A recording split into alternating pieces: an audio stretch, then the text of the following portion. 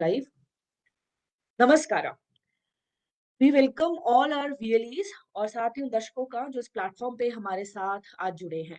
पिछले कुछ समय से हम पीएमजी दिशा की ट्रेनिंग इस प्लेटफॉर्म के जरिए विभिन्न राज्यों को देते आ रहे हैं। आज हम बात करेंगे कर्नाटका के वीएलई से। कर्नाटका के वीएलई से बात करने के लिए और इन्फॉर्मेशन देने के लिए स्टेट के अधिकारी इस वक्त कर्नाटका स्टेट के अधिकारी मंजुनाथ नांकी इस वक्त मेरे साथ लाइव जुड़े हैं। Manjunath, very welcome, thank you for joining. Thank you ma'am.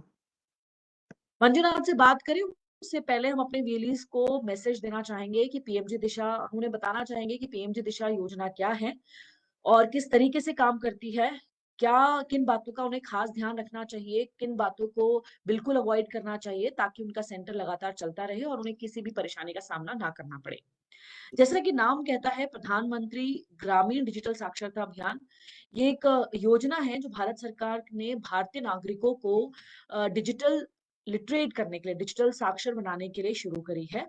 हर घर से एक व्यक्ति इस योजना में अपने आप को रजिस्टर करवा सकता है अगर वो ग्रामीण क्षेत्र में रहता है तो सबसे पहले बात करी जाए कि इसमें इस योजना में काम कैसे करें। कोई भी व्यक्ति जिसकी सीएससी आईडी इस वक्त चालू है, एक्टिव है, डिजिटल सेवा पोर्टल में 3 महीने से ज्यादा काम करता आ रहा है, 50 से अधिक ट्रांजेक्शन कर चुका है, विभिन्न सेवाएं लोगों को दे चुका है। इसके अलावा उसके पास 200 स्क्वायर फुट का एरिया अब एज अ सीएससी सेंटर उसके पास मौजूद मौजूद है। कम से कम 2 कंप्यूटर, इंटरनेट और वेबकैम की सुविधा के साथ उसके पास मौजूद है। अगर ये सब सुविधाएं आपके पास, इंफ्रास्ट्रक्चर आपके पास है, तो आप एक वीएलई के रूप में पीएमजी दिशा प्रोजेक्ट में काम कर सकते हैं। अपने आप को रजिस्टर करने के लिए सबसे पहले आपको डिजिटल सेवा पोर्टल विजिट करना पड़ेगा। वहां पे एजुकेशन टैब के अंदर पीएमजी दिशा का आपको लोगो दिखाई देगा। अगर आप उस पर क्लिक करेंगे तो आप हमारी वेबसाइट पे चले जाएंगे, जहां पे कुछ जानकारी आपकी पहले से भरी होगी, जैसे आपकी सीएससी आईडी, आपका नाम, आप किस राज्य और डिस्ट्रिक्ट से हैं वो पहले से लिखा रहेगा। आपको बाकी जानकारी और अन्य जानकारी ऐड करनी होगी, जिसमें आपकी ग्राम पंचायत, मोबाइल नंबर एक्सेट्रा आपको दोबारा से भरना होगा। इस बात का खास ध्यान रखिए कि कोई भी स्पेलिंग एरर या नंबर्स की गलती यहाँ पे ना करें, क्योंकि एक बार जानकारी दर्ज करने के बाद हम उन्हें तो आपको दोबारा मौका नहीं देंगे उसको एडिट करने का। यहाँ पे अब बात करते हैं कि अगर आप अपनी जानकारी भरने के बाद हम आपसे 3 दस्तावेज मांगते हैं जो पोर्टल पे आपको अपलोड करने हैं। सबसे पहला दस्तावेज है पंचायत डॉक्यूमेंट। पंचायत डॉक्यूमेंट एक वो लिस्ट है उन लाभार्थियों की, उन कैंडिडेट्स की जिनको आप पढ़ाएंगे, पीएमजी दिशा में ट्रेन करेंगे और परीक्षा दिलाएंगे। उनकी एक सूची बनाएंगे आप और अपने ग्राम प्रधान से या ग्राम पंच के सदस्य से उसको हस्ताक्षरित करवाएंगे और उसका पीडीएफ फाइल हमारे सिस्टम पे अपलोड करेंगे। दूसरा डॉक्यूमेंट हम आपसे मांगते हैं एफिडेविट। एफिडेविट में ये लिखा हुआ है कि आप एक वीएलई के रूप में पीएमजी दिशा की सभी गाइडलाइंस फॉलो करेंगे और उसको बिना निष्पक्ष एग्जाम करवाएंगे, बिना किसी चीटिंग या मैल प्रैक्टिस के। लेकिन अगर आपका सेंटर किसी गलत गतिविधियों में पकड़ा गया और पकड़ा जाता है तो आपकी सीएससी आईडी और पीएमजी दिशा आईडी को खारिज या निरस्त भी किया जा सकता है। और तीसरा डॉक्यूमेंट आपसे मांगते हैं आपका एड्रेस प्रूफ। ये कोई भी एक आपका पहचान पत्र हो सकता है जिसमें आपकी फोटोग्राफ और एड्रेस लिखा हो। आप इन तीनों दस्तावेजों को अपलोड करने के बाद आपका सेंटर अप्रूवल के लिए हमारी डिस्ट्रिक्ट टीम को आ जाता है। हमारी डिस्ट्रिक्ट टीम आपके सेंटर पे फिजिकली पहुंचती है, वो वहां पे जांच करती है कि जो इंफ्रास्ट्रक्चर आपने भरा है, जो मेंशन किया है, वो सही भी है या नहीं।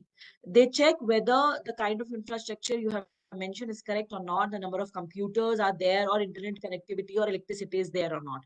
इन सभी बातों की पुष्टि करने के बाद, चेक करने के बाद आपके सेंटर को अप्रूव कर दिया जाता है। इसका मतलब है कि आप पीएमजी दिशा में अब कैंडिडेट्स को रजिस्टर कर सकते हैं।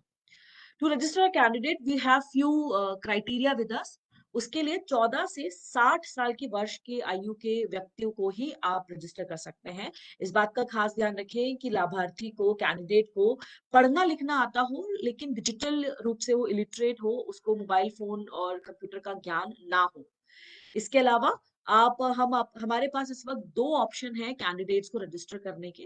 पहला ऑप्शन है कंप्यूटर के थ्रू, जहाँ पे बायोमेट्रिक के जरिए, यानी बायोमेट्रिक अंगूठे के निशान या आइरिस की मदद से आप अपने कंप्यूटर या लैपटॉप से लाभार्थी का, कैंडिडेट का रजिस्ट्रेशन कर सकते हैं। दूसरा ऑप्शन कई बार हमने देखा है कि हमारे कर्नाटका के वेलीज ग्राम पंचायत में ऐसे इलाकों में भी जाते हैं जहाँ पे जो उनके सेंटर से काफी दूर है या ट्राइबल एरिया है। ऐसे इलाकों में कैंडिडेट्स का रजिस्ट्रेशन करने के लिए हम आपको विकल्प ऑप्शन दे रहे हैं कि आप मोबाइल फोन के जरिए भी कैंडिडेट्स को रजिस्टर कर सकते हैं। बस इस बात का खास ध्यान रखना है कि हर कैंडिडेट के रजिस्ट्रेशन करने पर आपको एक नया मोबाइल नंबर, एक यूनिक मोबाइल नंबर चाहिए होगा, क्योंकि ओटीपी के जरिए यहाँ पे रजिस्ट्रेशन किया जाएगा। कैंडिडेट के सक्सेसफुल रजिस्ट्रेशन करने के बाद, चाहे वो बायोमेट्रिक से हो या मोबाइल के जरिए, ओटीपी के जरिए, आप कैंडिडेट का रजिस्ट्रेशन कर पाएंगे। कैंडिडेट के रजिस्ट्रेशन करने के ठीक 10 दिन बाद कैंडिडेट एग्जाम के लिए मान्य हो जाता है, आप उसकी परीक्षा दे सकते हैं। लेकिन इस 10 दिनों में आपको कुछ एक्सरसाइजेस कैंडिडेट के साथ करनी होंगी। पहला, आपको हमारे हमारे पास 22 इंडियन लैंग्वेजेस में कंटेंट अवेलेबल है जो कैंडिडेट के डैशबोर्ड में रहेगा। आप उन्हें पढ़ाएं, कैंडिडेट को ट्रेन करें, उन्हें सिखाएं कि कंप्यूटर किस तरीके से काम करता है। मॉड्यूल्स में कंप्यूटर डिवाइसेस के बारे में बताया गया है, इंटरनेट के बारे में बताया गया है, मोबाइल फोन इंटरनेट कैसे अलग है लेकिन कम्युनिकेशन के लिए कैसे इस्तेमाल किया जा सकता है, इस बारे में बताया गया है। और इसके साथ साथ कैशलेस ट्रांजैक्शंस के बारे में बताया गया है कि कैसे मोबाइल फोन के जरिए आप एक व्यक्ति से दूसरे व्यक्ति को पैसा दे सकते हैं, ऑनलाइन शॉपिंग कर सकते हैं। इस तरह की जानकारी इन मॉड्यूल्स में दी गई है। अगर आप कैंडिडेट्स कन्नड़ा, इंग्लिश, हिंदी जिस भी भाषा में कंफर्टेबल है वो उस भाषा में सीख सकता है। 20 घंटे की इस ट्रेनिंग को आप एक कंप्यूटर में कैंडिडेट को बिठा के भी दे सकते हो, उसके साथ ही आप ग्रुप में भी उन्हें पढ़ाकर जैसे भी आपके लिए कन्वीनियंट है, जैसे बच्चों को अच्छा लगता है, वैसे आप उन्हें ट्रेनिंग प्रोवाइड करवा सकते हैं। अब 20 घंटों के बाद, 10 दिन के बाद कैंडिडेट परीक्षा के लिए मान्य हो जाता है।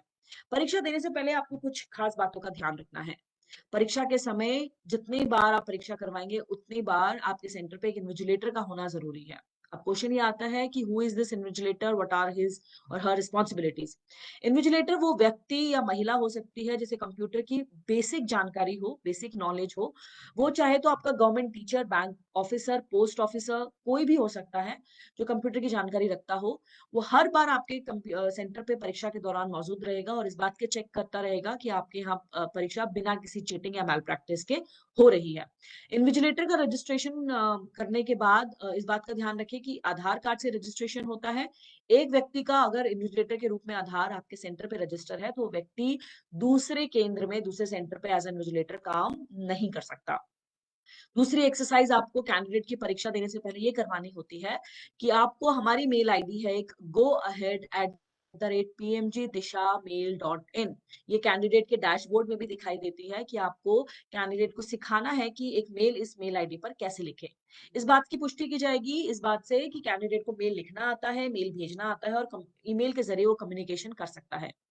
तीसरी एक्सरसाइज आपको करनी है कि कैंडिडेट के साथ एक एक रुपए की 3 वर्चुअल ट्रांजैक्शंस, डमी ट्रांजैक्शंस करनी है।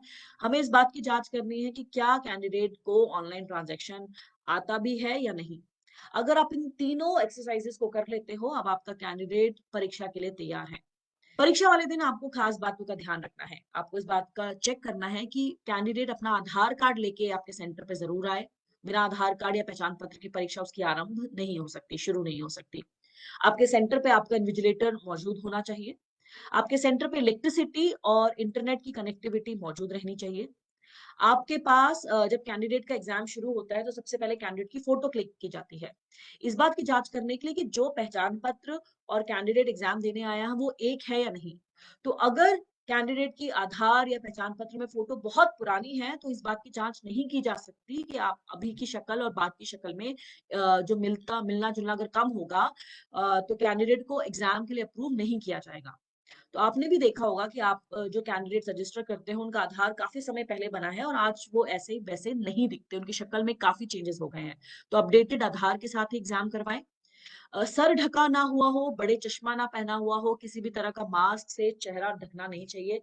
इस बात क्योंकि फिर कैंडिडेट की पहचान की जांच नहीं की जा सकती, चेक नहीं कर पाएंगे कि वो कैंडिडेट एक्चुअल में क्रेडिबल है या नहीं। उसके बाद इंटरनेट और इलेक्ट्रिसिटी होना भी जरूरी है क्योंकि इन दोनों के बिना आपका एग्जाम शुरू ही नहीं हो पाएगा। और अगर बार बार बिजली कट रही है तो इससे भी आपकी कैंडिडेट का एग्जाम पूरा नहीं हो पाएगा और उनका एग्जाम वो फेल भी हो सकते हैं, जिससे आपको उनका पैसा नहीं मिलेगा।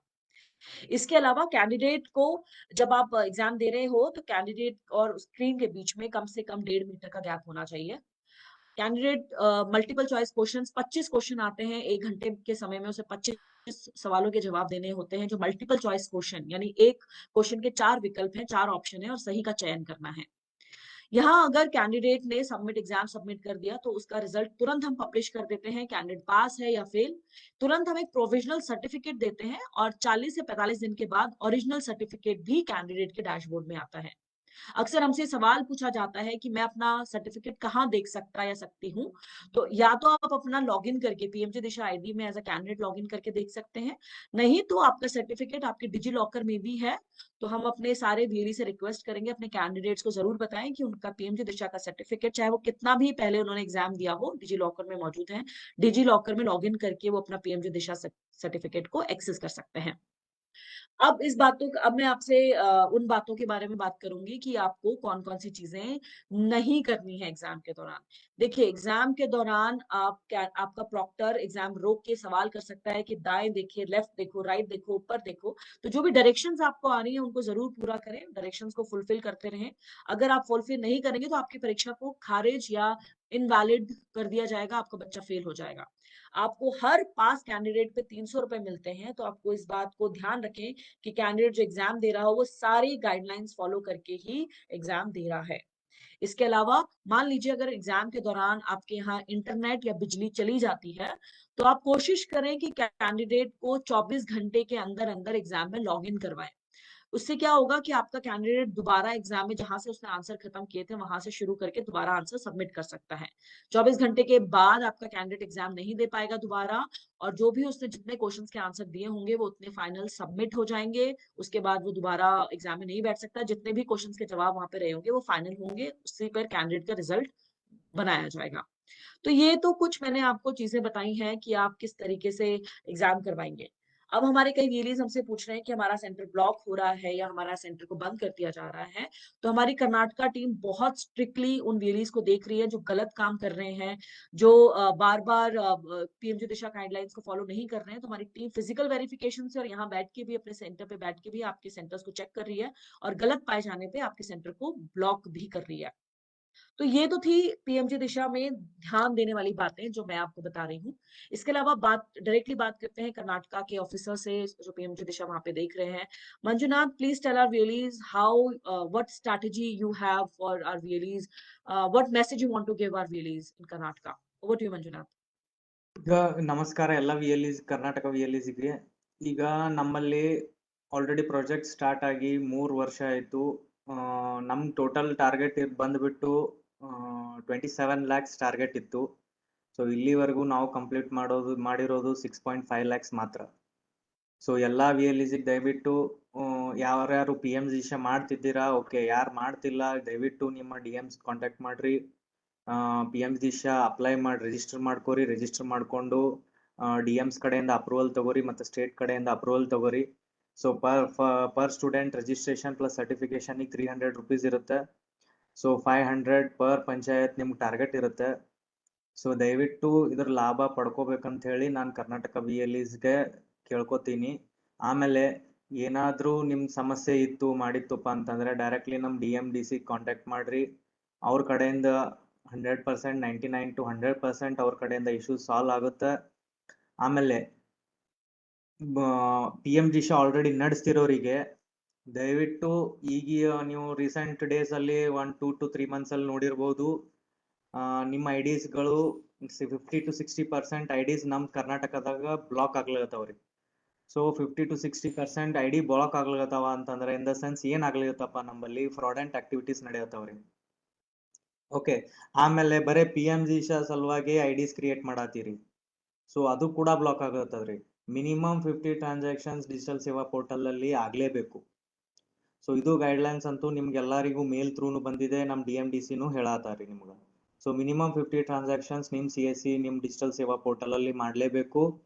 ಆಮೇಲೆ ಯಾವುದೇ ತರ ಫ್ರಾಡೆಂಟ್ ಆಕ್ಟಿವಿಟೀಸ್ದಾಗ ಇನ್ವಾಲ್ವ್ ಆಗಬಾರ್ದ್ರಿ. ಫ್ರಾಡೆಂಟ್ ಆಕ್ಟಿವಿಟೀಸ್ದಾಗ ಇನ್ವಾಲ್ವ್ ಆದ್ರಿ ಅಂತಂದ್ರೆ ಸೆಂಟರ್ ಕೂಡ ಬ್ಲಾಕ್ ಆಗುತ್ತೆ. ಆಮೇಲೆ ನೆಕ್ಸ್ಟ್ ನಿಮ್ದು ಪೇಮೆಂಟ್ ಆಗೋ ಟೈಮಿಗೆ ಮತ್ತೆ ವೆರಿಫಿಕೇಶನ್ ಕೇಳ್ತಾರೆ. ಸೊ ಆಲ್ರೆಡಿ ನಿಮ್ಮಲ್ಲಿ ಡಿ ಎಮ್ಸ್ ಡಿ ಸಿಸ್ ನಮ್ದು ಆಲ್ರೆಡಿ ವಿಸಿಟ್ ಮಾಡತ್ತಾರೆ. ನಿಮ್ಮ ಸೆಂಟರ್ ವಿಸಿಟ್ ಮಾಡಿಬಿಟ್ಟು ನಿಮ್ಮ ಸೆಂಟರ್ ವೆರಿಫಿಕೇಶನ್ ಮಾಡಿಬಿಟ್ಟು ಅನ್ಬ್ಲಾಕ್ ಮಾಡ್ಸತ್ತಾರೆ. ಸೊ ಸಾಕಷ್ಟು ಪ್ರಯತ್ನ ಮಾಡತ್ತಾರೆ ಡಿ ಎಮ್ ಡಿ ಸಿಸ್. ಅಂದ್ರೂ ಕೂಡ ನಿಮ್ದು ಒಂದಿಷ್ಟು 20 to 30% CSA ಇದು PMGSHID ಅನ್ಬ್ಲಾಕ್ ಆಗಿದಾವ್ರಿ, ಒಂದಿಷ್ಟು ಅಷ್ಟೇ ಇದಾವ. ಅನ್ಬ್ಲಾಕ್ ಆಗಿದ್ದು ಕೂಡ ನಿಮ್ಗೆ ಪೇಮೆಂಟ್ ಕಂಪ್ಲೀಟ್ಲಿ ಪೇಮೆಂಟ್ ರಿಲೀಸ್ ಮಾಡಿಲ್ಲ. ಪೇಮೆಂಟ್ ರಿಲೀಸ್ ಮಾಡೋ ಟೈಮಿಂಗ್ನು ವೆರಿಫಿಕೇಶನ್ ಮಾಡಿಬಿಟ್ಟೆ ನಿಮ್ಗೆ ಪೇಮೆಂಟ್ ಮಾಡತ್ತಾರಿ. ಸೊ ದಯವಿಟ್ಟು ರಿಕ್ವೆಸ್ಟ್ ಮಾಡತ್ತೀನ್ರಿ, PMGSHID ಹೊಂದೋರು, ಆಮೇಲೆ ಕೆಲಸ ಮಾಡತ್ತವ್ರು, ಆಮೇಲೆ ಹಿಂದೆ ಮಾಡಿಬಿಟ್ಟವರು ಯಾವುದೇ ಇರಲಿ CSC ನಿಮ್ದು ID PMGSHA ಕಂಪ್ಲೀಟ್ ಮಾಡಿಬಿಡ್ರಿ. ಸೊ ಒನ್ಸ್ ಆ ಪಂಚಾಯತ್ ಕಂಪ್ಲೀಟ್ ಆಯ್ತು ಅಥವಾ ಅರ್ಧ 75% ಕಂಪ್ಲೀಟ್ ಮಾಡಿದ್ರಿ, ಬೇರೆ ಯಾವ VLEಗೂ ಅದು ಮಾಡಕ್ ಬರಂಗಿಲ್ರಿ. ಸೊ 25% 30% ನೀವು ಪೆಂಡಿಂಗ್ ಬಿಟ್ರಿಪ್ಪ ಅಂತಂದ್ರೆ ಬೇರೆ VLEG ಲಾಸ್ ಆಗುತ್ತೆ, ಆಮೇಲೆ ನಿಮಗೂ ಲಾಸ್ ರೀ. ಸೊ ದಯವಿಟ್ಟು ಅಂತ PMGSHA ಇದ್ರೂ ಕೂಡ ಸೊ ದಯವಿಟ್ಟು ನಮ್ಮ DMDC ಕಾಂಟ್ಯಾಕ್ಟ್ ಮಾಡ್ರಿ, ಅಂತ PMGSHA IDs ಕಂಪ್ಲೀಟ್ ಮಾಡ್ರಿ. ಆಮೇಲೆ ಯಾವುದೇ ಹೊಸ IDs ಬೇಕಾಗಿತ್ತಪ್ಪ ನಿಮ್ಗೆ ಅಂತಂದ್ರೆ ನಮ್ಮ DMDC ಕಾಂಟ್ಯಾಕ್ಟ್ ಮಾಡ್ರಿ, ಇಲ್ಲ ನನ್ನ ಕಾಂಟ್ಯಾಕ್ಟ್ ಮಾಡ್ರಿ. ಸೊ ಇಮಿಡಿಯೇಟ್ ನಿಮ್ PMGSHA IDs ಅಪ್ರೂವ್ ಮಾಡಿಸ್ತೀನಿ. ಆಮೇಲೆ ಅದ್ರ ಮೇಲೆ ಕಂಟಿನ್ಯೂಸ್ ನೀವು ವರ್ಕಿಂಗ್ ಇರಬೇಕು ನಿಮ್ PMGSHA ID. ಈಗ CSC ನೀವು ಪರ್ಟಿಕ್ಯುಲರ್ ಆಗಿ ಒಬ್ರೊಬ್ರು ಏನ್ ಮಾಡತ್ತಾರ್ರಿ, ನಮ್ದು VLEಗಳು ಸೊ ಒಂದು ID ದಾಗ 500 ಕಂಪ್ಲೀಟ್ ಆಯ್ತುಪ್ಪ ಅಂತಂದ್ರೆ ಜಸ್ಟ್ ಅವ್ರ ಮನೆಯವ್ರ ಹೆಸರು ಮೇಲೆ ಎಲ್ಲ ಅವ್ರ ತಂಗಿ ತಮ್ಮ ಅಥವಾ ಅವ್ರ ವೈಫ್ ಇಲ್ಲ ಗಂಡ ಹೆಸರು ಮೇಲೆ ಏನ್ ಮಾಡತ್ತಾರ್ರಿ, CSC ID ಕ್ರಿಯೇಟ್ ಮಾಡ್ಕೊಳತ್ತೀರಿ. ನೀವು CSC ID ಕ್ರಿಯೇಟ್ ಮಾಡ್ಕೊಂಡು ಜಸ್ಟ್ PMGSHA ಕಂಪ್ಲೀಟ್ ಮಾಡೋದು, PMGSHA ಸಲುವಾಗಿ ಓಪನ್ ಮಾಡತ್ತೀರಿ. ಸೊ ಹಾಂಗ್ ಮಾಡ್ಬೇಡ್ರಿ. ಆ ರೀತಿ ಮಾಡಿದ್ರಿಪ್ಪ ಅಂತಂದ್ರೆ ನಮ್ ಗಮನಕ್ಕೆ ಬತ್ತು ಅಂತಂದ್ರೆ ಅಂಥವ್ ಸೆಂಟರ್ಸ್ ಕೂಡ ಬ್ಲಾಕ್ ಆಗ್ತಾವ್ರಿ. Okay, that's all from Manjunath. So as Manjunath has clearly told our Karnataka VLEs, we are strictly watching every action, every move of VLEs. अगर आप कुछ गलत fraudulent activity में पकड़े जाते हैं तो हम आपके सेंटर को ब्लॉक कर देंगे. इसके साथ ही जो सेंटर्स ब्लॉक हुए हैं हम उनकी भी जांच कर रहे हैं, उनको भी चेक कर रहे हैं. अगर सेंटर्स ओके पाया जाता है तो हम धीरे धीरे अनब्लॉक करके आपकी पेमेंट को रिलीज करते जा रहे हैं. With this, we want to conclude this session. We have a huge numbers in Karnataka to achieve. बहुत बड़ा target है जो अभी पूरा नहीं हुआ. We're expecting Karnataka VLEs to conduct examinations in good numbers, and we do have a drive on Thursday. Every Thursday we have PMG Disha drive. आप ज़्यादा से ज़्यादा एग्जाम करवाएं ताकि आपका जो टारगेट है वो अचीव हो जाए. इसके साथ ही आपको नया टारगेट तभी मिलेगा जब हम एग्जिस्टिंग टारगेट पूरा करेंगे. अगर VLEs चाहते हैं कि उनका टारगेट बढ़े तो पहले अपना एग्जिस्टिंग टारगेट कंप्लीट करें. We have our team over here in Karnataka to help you out. You can contact Manjunath. We have a team in Delhi. You can also contact them. We have our system, ticket system, जहाँ पे आप अपनी queries answer कर सकते हो. तो इन सभी अपने सभी सवालों के जवाब के लिए आप मंजुनाथ और हमारी टीम कर्नाटका टीम से बात कर सकते हैं. हमारी टीम दिल्ली में भी है, आप उनसे भी बात कर सकते हैं. So let's I'm expecting a good impact on Karnataka VLEs and want to see good numbers from Karnataka in coming days. So thank you everyone for your time and patience. Thank you Manjunath for joining us on this session. Thank you everyone. With this will conclude everyone this session. Thank you. Thank you ಎಲ್ರಿಗೂ join ಆಗಿದ್ದಕ್ಕೆ.